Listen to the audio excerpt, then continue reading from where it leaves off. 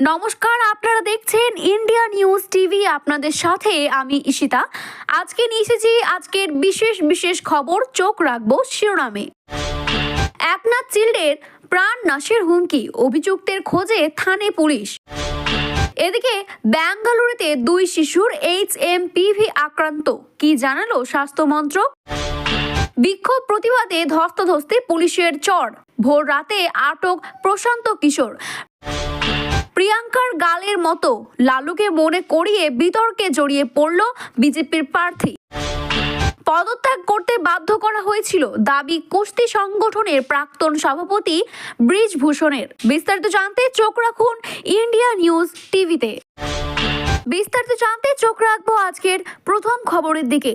মহারাষ্ট্রের উপমুখ্যমন্ত্রী একনাথ শিন্ডের প্রাণ নাশের হুমকি, এমনই অভিযোগের মামলা হলো থানে পুলিশ স্টেশনে।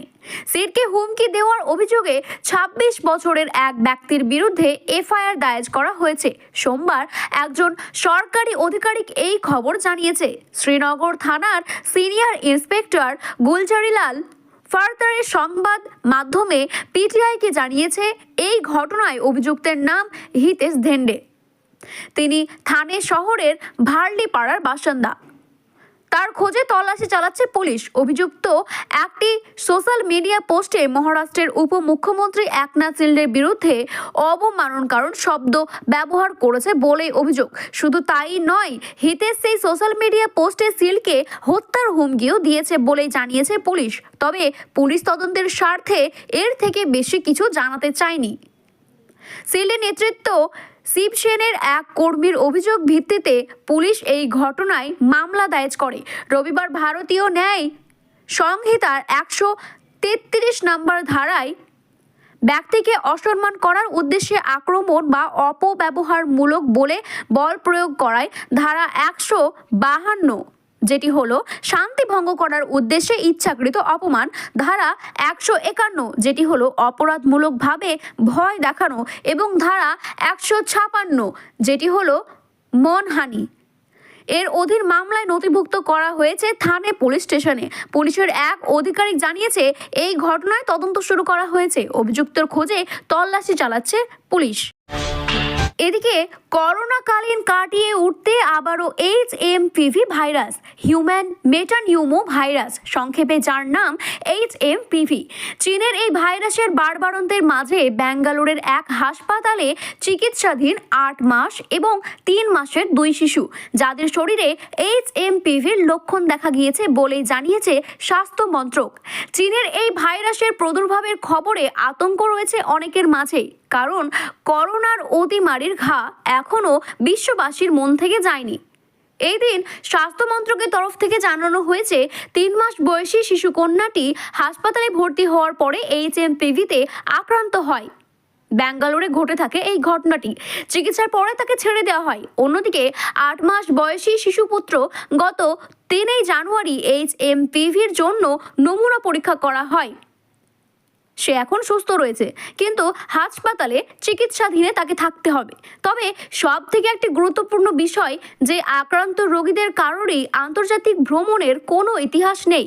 দেশবাসীকে আশ্বস্ত করে কেন্দ্র সম্প্রতি জানিয়েছে, HMPVর মতো ভাইরাসের অস্তিত্ব দেশে ইতিমধ্যেই রয়েছে।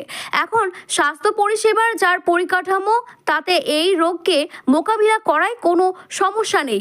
তাই দেশবাসীকে শান্ত এবং সতর্ক থাকতে অনুরোধ করা হচ্ছে স্বাস্থ্য মন্ত্রকের তরফ থেকে। পাশাপাশি পরিচ্ছন্নতা বজায় রাখার কথাও বলা হয়েছে। কর্ণাটকের স্বাস্থ্যমন্ত্রী দীনেশ বলেছেন যে খবর সম্প্রতি সামনে আসছে যে ভারতে প্রথম HMPVর হানা, এই কথা সত্যি নয়। এটি কোনো নতুন কেস। এই শিশুদের কোনো ভ্রমণের ইতিহাসও নেই।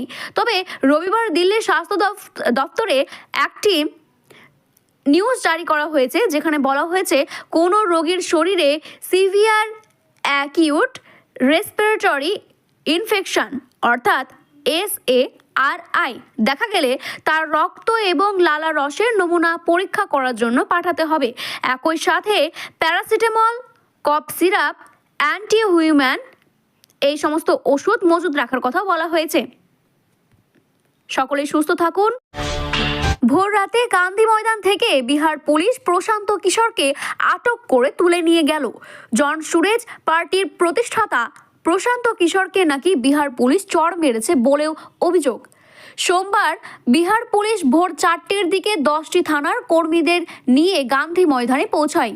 সেই সময় বিবিএসসি পরীক্ষার্থীদের পাশাপাশি বিক্ষোভ ভারত প্রশান্ত কিশোরকে যেখান থেকে হটানোর চেষ্টা করে পুলিশ।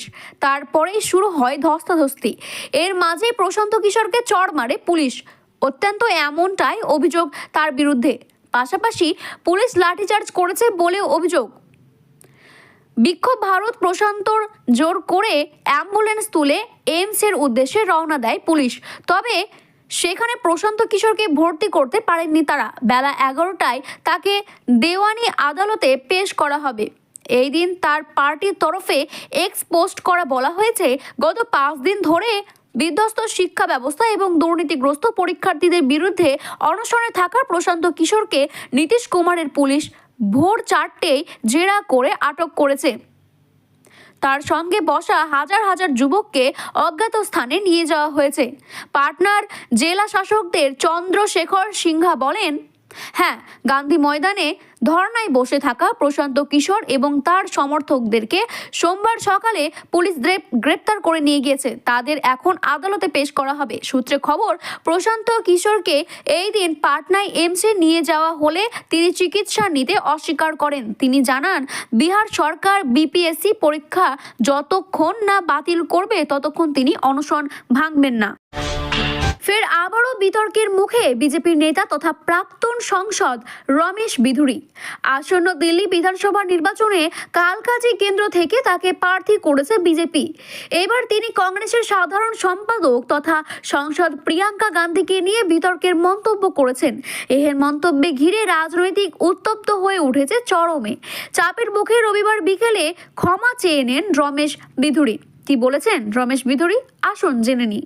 আম আদমি পার্টির রাজ্যসভা সাংসদ সঞ্জয় সিং একটি ভিডিও শেয়ার করে, যেখানে রমেশ বিধুরিকে বলতে শোনা যাচ্ছে, ক্ষমতায় এলে কালকাজির সব রাস্তা প্রিয়াঙ্কা গান্ধীর গালের মতো করে দেব।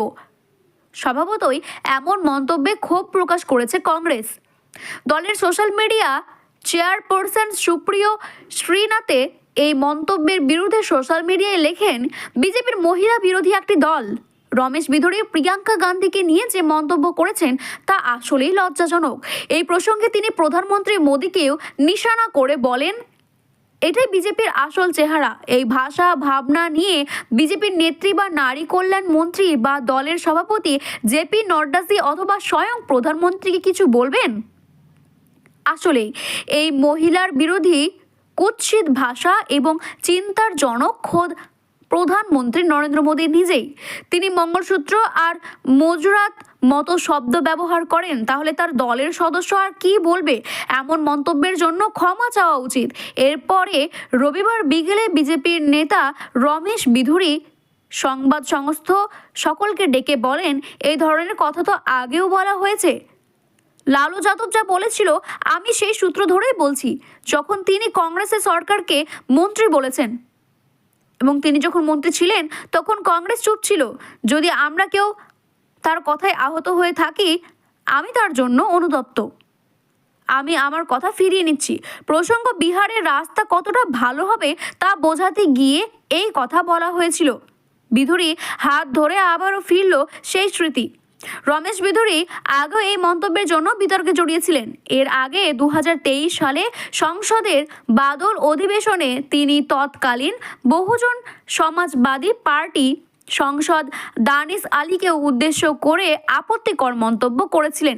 সেই সময় তাকে নিয়ে প্রবল বিতর্কের সৃষ্টি হয়েছিল। সংসদ পদ খারিজের দাবিও দিয়েছিল, তবে শেষমেশ তেমন কিছু হয়নি। তাকে অবশ্য সতর্ক করেছিল লোকসভার স্পিকার ওম বিড়লা। এবার দিল্লির বিধানসভা নির্বাচনে তাকে প্রার্থী করে বিজেপি। ভারতের রেসলিং ফেডারেশনের সভাপতি হিসাবে তাকে পদত্যাগ করতে বাধ্য করা হয়েছে। শনিবার এমনই বিস্ফোরক দাবি জানালো বিজেপির প্রাক্তন সাংসদ ব্রিজভূষণ শরণ সিং। এই দিন তিনি কর্নেলগঞ্জ বিধানসভার কেন্দ্রে আটা পরশাপুরের মহাকবি তুলসীদাস মহাবিদ্যালয়ে নিজের জন্মদিন উপলক্ষে কম্বল বিতরণ অনুষ্ঠানে যোগ দিয়েছিলেন। সেখানে দাঁড়িয়ে ভারতীয় রেসলিং ফেডারেশনের প্রাক্তন সভাপতি বলেন, মিথ্যার শহরে আমি সত্য কথা বলছি। এটা লবণের শহর। সেই শহরে এসে আমি আমার ক্ষমতাগুলো খুলে দিচ্ছি। এতে যদিও আমার কিছু যায় আসে না, কারণ আমার জীবনে সব কিছুই ঠিকঠাক চলছে, আনন্দের সঙ্গে চলছে। তবে আমাকে পদত্যাগ করতে বাধ্য করা হয়েছিল। ব্রিজভূষণ শরণ সিংয়ের দাবি, জনগণ চাননি যে তিনি ভারতীয় রেসলিং ফেডারেশনের সভাপতি পদ ত্যাগ করুক। তিনি বলেন, আমি প্রতিদিন 1 থেকে 1.5 ঘন্টা ব্যায়াম করি, তাও আমাকে পদত্যাগ করতে বাধ্য করা হয়েছে।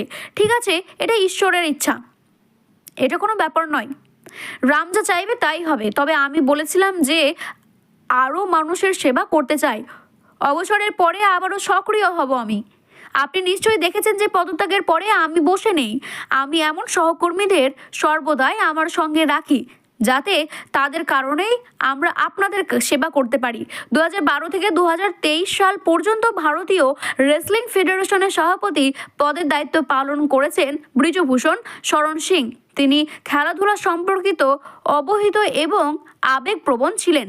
তিনি ম্যাচের সময় রেফারি, কোচ এবং খেলার সঙ্গেও যুক্ত থাকতেন। উল্লেখ্য, 2021 সালে ব্রিজভূষণ শরণ সিংকে নিয়ে একটি ভিডিও ভাইরাল হয়েছিল, যেখানে রাঁচিতে একজন তরুণ কুস্তিগিরকে চড় মেরে তিনি ভাইরাল হয়েছিলেন।